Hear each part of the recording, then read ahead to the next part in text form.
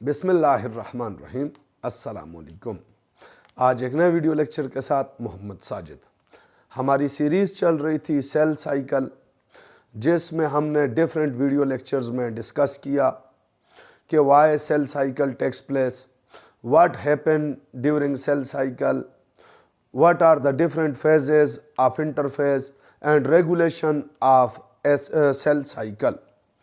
आज हम लोगों ने स्टार्ट लेना है एम फेज़, और एम फेज़ में हम लोगों ने आज जो डिस्कस करना है माइटोसिस।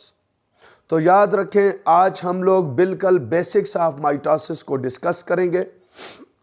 आल्दो माइटोसिस को कंप्लीट डिस्कस करेंगे, लेकिन बिल्कुल बेसिक्स ऑफ माइटोसिस को डिस्कस करेंगे।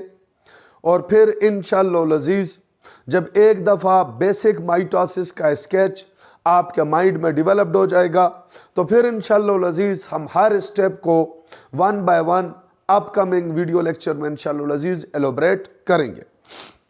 अब हमारे पास सबसे पहले सेल साइकिल में इंटरफेस को हमने डिटेल से डिस्कस किया, रेगुलेशन ऑफ सेल साइकिल को हम लोगों ने डिस्कस किया। तो आज हम लोग इंट्रोडक्शन पढ़ेंगे एम फेज यानी डिवीजन फेज। अब एम फेज या डिवीजन फेज जो है ये बेसिकली क्या है? M represent to the either mitosis और मियोसिस। तो चूंकि आप सब जानते हैं कि माइटोसिस या मियोसिस जो है वो डिवीजन ऑफ सेल का नाम है, इसलिए M represent to the mitosis और meiosis, while there is a whole process is known as division of cell। अब अगर वैसे तो eight the end of cycle mitosis और मियोसिस के एंड पे हम लोग डिटेल से इनके डिफरेंसेस डिस्कस करेंगे, लेकिन जैसे मैंने पहले कहा कि आज हम लोग बिल्कुल बेसिक्स पढ़ेंगे। तो माइटोसिस और मियोसिस में basic differences. Mitosis is known as somatic cell division, while the meiosis is known as germline cell division। Mitosis वो cell division which takes place on the somatic cell of our body। Simply those cells which are involved in the growth of organism। वो cell जिनकी वजह से हमारी body की growth होती है, यानी हमारी बॉडी के सेल का नंबर इंक्रीज हो तो सोमेटिक सेल कहलाएंगे। तो सोमेटिक सेल्स पे हमारे पास जो है वो जो सेल डिवीजन होगी दैट इज माइटोसिस। अब मियोसिस जो है वो आपके पास है germline cell division. Germline cell division mean that type of division which takes place on those cells which form to gametes और गैमीटोफाइट। याद रखना है, एज अ बॉटनिस्ट आपको ये बात पता होनी चाहिए कि meiosis not always takes place for the formation of gametes। meiosis not always takes place for the formation of gametes। meiosis also takes place for the formation of gametophyte। तो plants में gametes meiosis से नहीं बल्कि mitosis से बनते हैं, लेकिन gametes बनाने के लिए जो गैमेटोफाइट बनेगा वो बनेगा इन रिजल्ट ऑफ मियोसिस। तो ये बात आपने क्रिटिकल है, याद रखनी है। अब हमारे पास mitosis is known as equational cell division, while the meiosis is overall known as reductional cell division। Meiosis में भी हम लोग बात करेंगे मियोसिस 1 एंड मियोसिस 2, उसमें भी इक्वेशनल और रिडक्शनल सेल डिवीजन की बात करेंगे। लेकिन अगर माइटोसिस और मियोसिस का कंपैरिजन देखें तो mitosis is known as equational cell division, while the meiosis as a whole known as reductional cell division। Why? Because during mitosis equal number of chromosome transfer to daughter cell as it takes place on the somatic cell of the body for growth। So the every cell having same genetic composition in our body, same number of gene, same number of chromosome because of mitosis। तो mitosis जो होती है उसके result में हमारे पास cell to cell genetic transmission, genetic material equally transfer होगा, chromosome equally transfer होंगे। लेकिन मियोसिस में half number of chromosome to daughter cell means that gametes. अब हाफ नंबर क्यों? क्योंकि मियोसिस तब होगी जब सेक्सुअल रिप्रोडक्शन होगी। तो सेक्सुअल रिप्रोडक्शन हमारे पास तब होगी जब आधे क्रोमोसोम स्पर्म से आएंगे, आधे क्रोमोसोम ओवम से आएंगे, तो नेक्स्ट जनरेशन में दोबारा इक्वल नंबर ऑफ क्रोमोसोम होंगे। तो इसको आप यूं भी कह सकते हैं कि mitosis is responsible for equational division या equational transfer of chromosome for the maintenance of equal number of chromosome in our body cell, while the meiosis reduce the number of chromosome in gamete cell, but when the gamete cell fused, then the number of chromosome again equal after fertilization. तो याद रखें, mitosis के result में हमारे पास हमारी body का हर cell में इक्वल नंबर ऑफ क्रोमोसोम है, लेकिन मियोसिस के रिजल्ट में generation to generation number of chromosome remain constant. तो मियोसिस की इंपॉर्टेंस में हम पढ़ेंगे कि because of meiosis the number of chromosome remains constant from generation to generation. अब हमारे पास mitosis complete in a single cycle means that only one interphase and then one division यानी mitosis takes place, while meiosis complete in two cell cycle. इसमें meiosis में चूंकि 4 daughter cells बनेंगे, तो mitosis में तो सिंपल सी बात है कि एक पेरेंट सेल से सिंपली 2 डॉटर सेल्स बन गए, लेकिन मियोसिस में याद रखें 2 सेल साइकिल होंगे।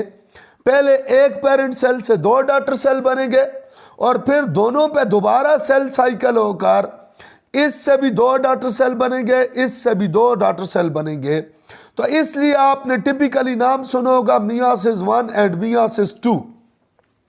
तो हमारे पास माइटोसिस के लिए जब सेल साइकिल होगा तो उसमें सिर्फ 1 डिवीजन होती है, यानी cell only once time undergo division.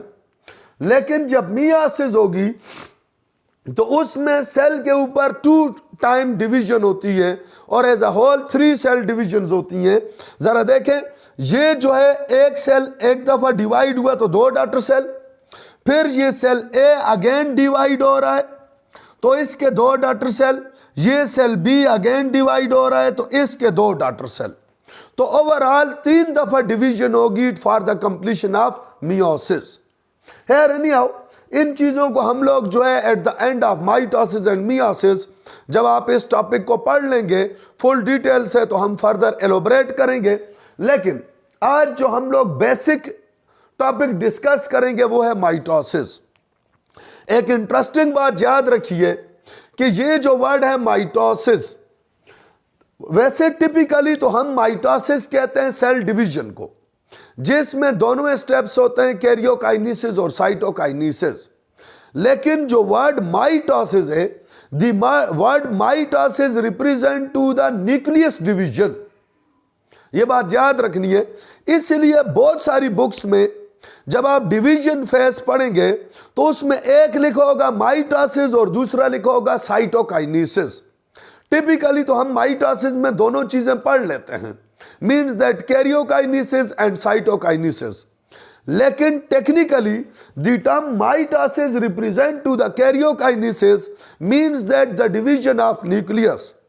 इसलिए अगर किसी जगह पे लिखा हो माइटोसिस या cell division complete during mitosis and cytokinesis, तो टेक्निकली वो ठीक है, क्योंकि word mitosis represent to the karyokinesis means that the division of nucleus. अब हमारे पास कैरियोकाइनेसिस के फिजिकल इवेंट्स में केमिकल इवेंट्स हमने ऑलरेडी इसके डिस्कस किए। इसके केमिकल इवेंट्स में हमने डिस्कस की इसकी रिक्वायरमेंट्स, इसके चेक पॉइंट्स, इसमें डिफरेंट इवेंट्स जो केमिकली परफॉर्म्ड होते हैं। ये जो आप लोग प्रोफेज, मीटाफेज, एनाफेज और टीलोफेज पढ़ते हैं, इनको कहा जाता है फिजिकल इवेंट्स।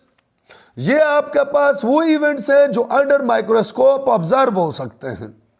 तो इसलिए याद रखें कि कैरियोकाइनेसिस या माइटोसिस के अगर किसी जगह पे क्वेश्चन आ गया कि write the note on physical events of mitosis या कैरियोकाइनेसिस, तो आपने परेशान नहीं होना, बल्कि physical events means that those event which can observe under microscope gradually. तो अब हमारे पास फिजिकल इवेंट्स में नंबर 1 आप पढ़ते हैं prophase, number 2 metaphase, number 3 anaphase, number 4 telophase. तो ये जो 4 फेजेस हैं, these phases are known as physical events of karyokinesis और माइटोसिस। नेक्स्ट नंबर पे जब न्यूक्लियस डिवीजन कंप्लीट हो जाएगी, then automatically cell will be divide, cytoplasm will be divide, and the term division of cytoplasm represent by the cytokinesis. Cyto mean cell और cytoplasm and kinesis mean division. यहां पे cytokinesis आप 2 तरह की इंशाल्लाह जब डिटेल डिस्कशन करेंगे तो आप पढ़ेंगे कि how cytokinesis takes place in animal cell and how in plants. या सिंपली हम लोग एक टॉपिक पढ़ेंगे difference between of mitosis, difference between mitosis of animal cell and plant cell. तो शॉर्ट एनिमल सेल में जो साइटोकाइनेसिस होगी वो होगी by the formation of groove, जबकि प्लांट सेल में जो साइटोकाइनेसिस होगी वो होगी बाय मीन ऑफ फ्रेगमोप्लास्ट। अब ये ग्रूव और फ्रेगमोप्लास्ट क्या है, इंशाअल्लाह अजीज हम लोग डिस्कस करेंगे। अब आज जरा थोड़ा सा मैं बेसिक प्रिपरेशन कर रहा हूं कि हम लोग जो है वो कैसे डिटेल में माइटोसिस को डिस्कस करेंगे। उसके लिए अगर हम सिंबॉलिकली स्केच ऑफ माइटोसिस देखें तो ये जो आपके पास सेल ए है, cell A is that daughter cell या that type of cells which will complete the interphase. जब सेल इंटरफेज अपना कंप्लीट कर जाए तो अब वो एम फेज यानी डिवीजन फेज यानी माइटोसिस में इंटर होगा। तो ये एक आपके पास वो सेल है जो कि प्रिपेयर्ड है फॉर माइटोसिस फॉर डिवीजन। इसमें cell membrane, cytoplasm, nucleus, nucleus के अंदर after DNA replication chromosome material या क्रोमेटिन मटेरियल मौजूद है, न्यूक्लियोलस वगैरह। अब ये इसके ऊपर सेंट्रोसोम यानी पेयर ऑफ सेंट्रियोल हैं। अब ये जब सेल आपके पास G2 चेकपोस्ट क्लियर करेगा तो अब ये हमारे पास इंटर होगा इनटू एम फेज यानी आपके पास डिवीजन फेज। डिवीजन फेज में हमारे पास जो है सबसे पहला फर्स्ट इवेंट जो होगा वो होगा रेप्लिकेशन या सिंपली डिवीजन ऑफ सेंट्रियोल। अब ये डिवीजन या रेप्लिकेशन ऑफ सेंट्रियोल क्यों होती है और कैसे होती है, इसको आज हम लोग ब्लैंक रखेंगे क्योंकि चीजें मर्ज ना हो। तो इंशाअल्लाह अजीज आज हम लोग बेसिक स्टेप्स को डिस्कस करेंगे और फिर उसके बाद 1 बाय 1 एक एक चीज को एलैबोरेट करेंगे। अब सिंपली सेंट्रियोल का पेयर जो है वो आपके पास रेप्लिकेट और डिवाइड होगा। जब ये रेप्लिकेशन करेगा, डिवीजन करेगा, तो सेंट्रियोल जो है आपने उसको एक और टर्म भी दी थी, माइक्रोट्यूब्यूलर ऑर्गेनाइजेशन सेंटर। ये आपके पास माइक्रोट्यूब्यूल्स की ऑर्गेनाइजेशन का सेंटर है। इससे ट्यूबुलिन प्रोटीन की माइक्रोट्यूब्यूल्स ओरिजिनेट होंगी। इससे ये जो माइक्रोट्यूब्यूल्स ओरिजिनेट होंगी, ये माइक्रोट्यूब्यूल्स आपके पास होंगी 3 टाइप्स की, जिनको आप टिपिकली स्पिंडल फाइबर कहते हैं या माइक्रोट्यूब्यूल्स। ये जो माइक्रोट्यूब्यूल्स है, नंबर 1 पोलर या उनका दूसरा नाम होगा long spindle fibres. Number 2 short spindle fibre या उनका नाम होगा kinetochore. Polar, long, kinetochore, short spindle fibre. Number 3 astral rays. अब यहां पे हम 2 चीजों को डिटेल से डिस्कस करेंगे और तीसरी को हम लोग आगे डिस्कस करते हैं। अब हमारे पास यहां पे पोलर स्पिंडल फाइबर या continuous spindle fibre, those spindle fibre which are between from one centriole to another centriole. जो एक सेंट्रियोल से लेकर दूसरे सेंट्रियोल तक कंप्लीटली स्पिंडल फाइबर होंगी, उसको कहा जाएगा हमारे पास पोलर यानी जो है वो कंटिन्यूस स्पिंडल फाइबर। ये जो पोलर यानी कंटिन्यूस स्पिंडल फाइबर, बेसिकली इनका क्या रोल है कि during karyokinesis, during cell division, the length of cell will also increase. When the length of cell increase, then the cell needs support. Then these polar spindle fiber, then these microtubules provide strength, provide support to the cell. तो इसलिए याद रखें कि polar spindle fibre, continuous spindle fibres are those spindle fibers which provide support to the cell during cell division. Number 2, astral rays.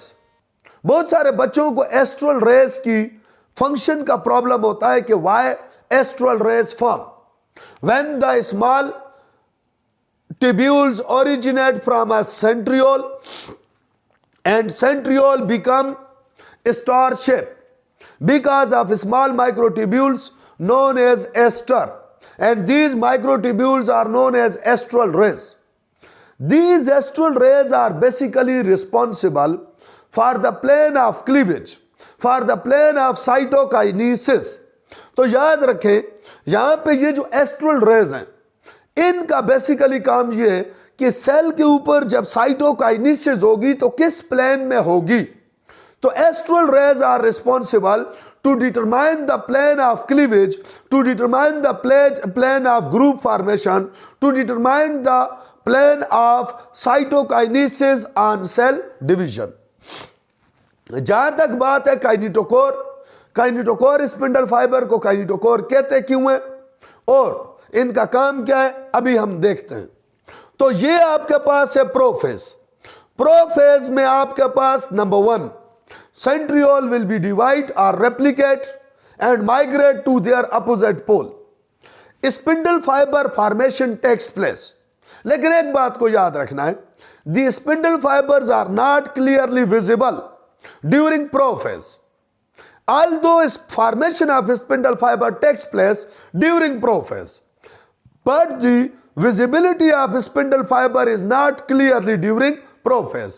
It will be clearly visible during metaphase. तो although अगर MCQs आ गया कि formation of spindle fibers either long or short takes place during, तो उसका correct option तो prophase है। लेकिन अगर यही एमसीक्यूज ट्विस्टेड आया कि spindle fibre clearly visible at which stage, तो उसका आंसर होगा मीटाफेज। अब हमारे पास प्रोफेज में बाहर साइटोप्लाज्म में अलॉट नंबर ऑफ चेंजेस और उन चेंजेस में साइटोप्लाज्म की अपीयरेंस ऑलमोस्ट क्लियर या ऑलमोस्ट ट्रांसपेरेंट अपीयरेंस आ जाती है और सेंट्रियोल साइटोप्लाज्म में डिवाइड। इसके अलावा nuclear membrane start to dissolve. इसमें जो न्यूक्लियर मेम्ब्रेन होगी वो आप टिपिकली एक वर्ड सुनते होंगे डिसअपियर। तो यहां पे कोई जादू तो होता नहीं है कि जादू से डिसअपियर, बल्कि टेक्निकली राइट टर्म होती है डिसॉल्व, कि जो न्यूक्लियर मेम्ब्रेन की आपके पास लिपिड्स और प्रोटीन्स हैं वो because of enzymatic action dissolve, nuclear membrane disappear हो जाती है। अब ये न्यूक्लियर मेम्ब्रेन डिसअपियर होने के पीछे भी एक थ्योरी है, एवोल्यूशन की थ्योरी है। एवोल्यूशन में हम लोग एक थ्योरी पढ़ते हैं कि और हमारे पास कोई भी जो चीज होती है जो अपने जब कभी भी अपनी प्रोजीनी अपना ऑफस्प्रिंग प्रोड्यूस करती है मोस्टली सेक्सुअल रिप्रोडक्शन के थ्रू, तो वो अपने एंसेस्टर की प्रोसेसिंग को फॉलो करती है। तो यहां पे देखें, चूंकि ऑलरेडी हम लोगों ने पढ़ा था कि the origin of eukaryotic cell is prokaryote, तो अब आप देखें चूंकि ये सेल डिवाइड होने जा रहा है, अपनी प्रोजीनी बनाने जा रहा है, तो ये अपने एंसेस्टर की कैरेक्टर को रिपीट कर रहा है। अब ये कैरेक्टर को कैसे रिपीट किया कि इसने न्यूक्लियर मेम्ब्रेन और न्यूक्लियोलस को डिसॉल्व कर दिया। जब न्यूक्लियर मेम्ब्रेन और न्यूक्लियोलस को डिसॉल्व कर दिया, now it is become like a prokaryotic cell.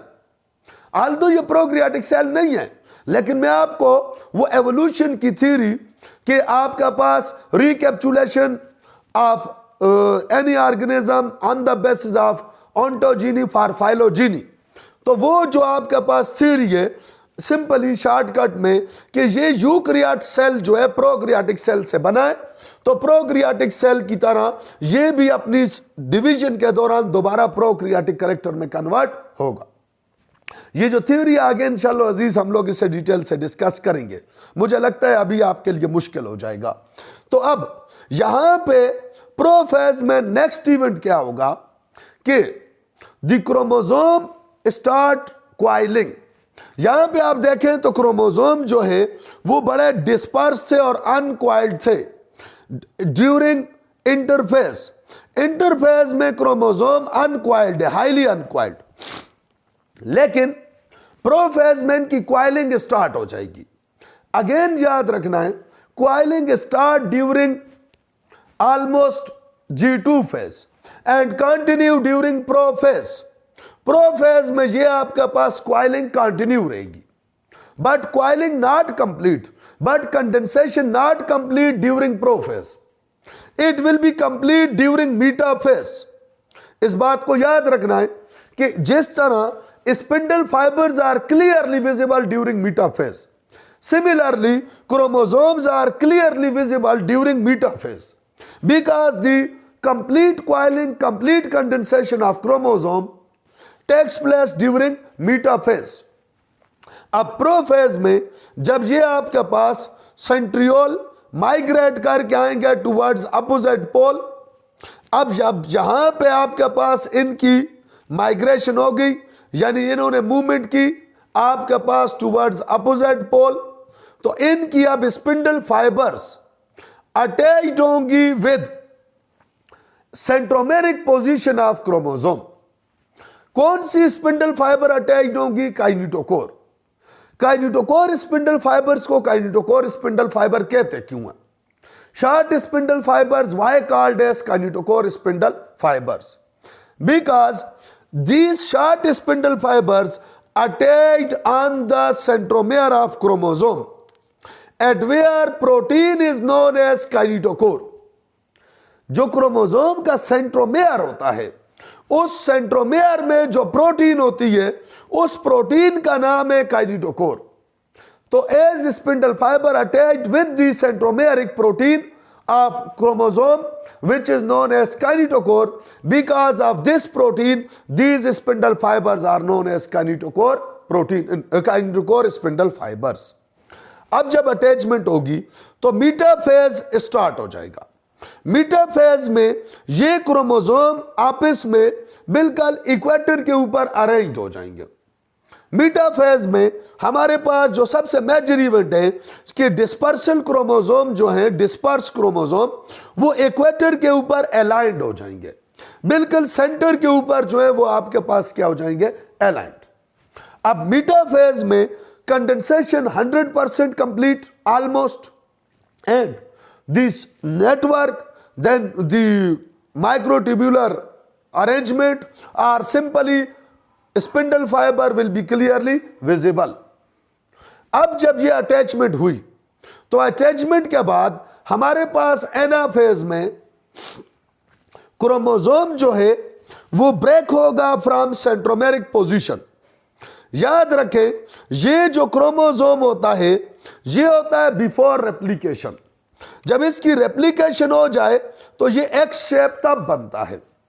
तो अब हमारे पास जब ये क्रोमोसोम जब यहां से ब्रेक होगा तो ये वाली आर्म और ये वाली आर्म बिल्कुल आइडेंटिकल है, ये वाली आर्म और ये वाली आर्म बिल्कुल आइडेंटिकल है।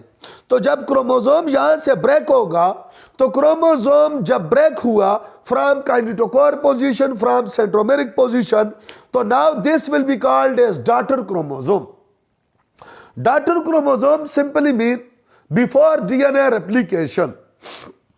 तो डॉटर सेल को जो क्रोमोसोम ट्रांसफर होगा वो आपके पास होगा बिफोर डीएनए रेप्लिकेशन, क्योंकि ये रेप्लिकेटेड फॉर्म में था तो एक इसका पोर्शन इधर सेंट्रोमेरिक वाला इधर दूसरा इधर ट्रांसफर हो गया।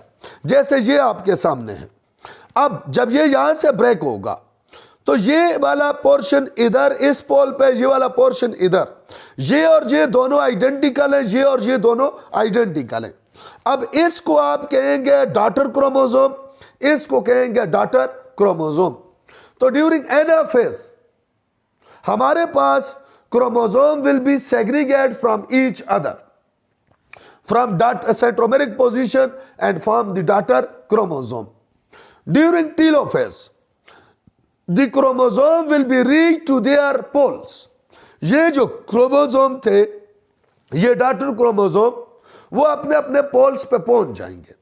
शॉर्टकट में telophase is the reverse of prophase, क्योंकि प्रोफेज में जैसे स्पिंडल फाइबर्स बनी थी, इसी तरह टीलोफेज में spindle fibres almost disappear, dissolve. जिस तरह प्रोफेज में न्यूक्लियर मेम्ब्रेन डिसअपियर, डिसॉल्व हुई थी, during telophase nuclear membrane will be reappear.